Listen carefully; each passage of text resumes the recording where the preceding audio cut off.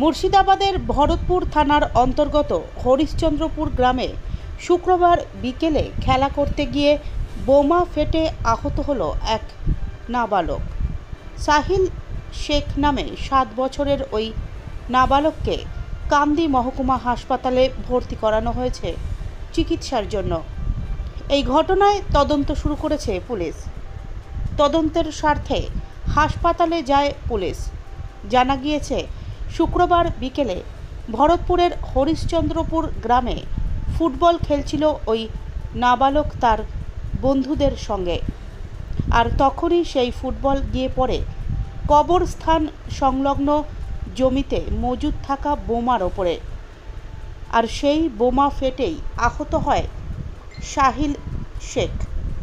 গুরুতর আহত অবস্থায় তাকে চিকিৎসার জন্য কান্দি মহকুমা হাসপাতালে ভর্তি করানো হয়েছে।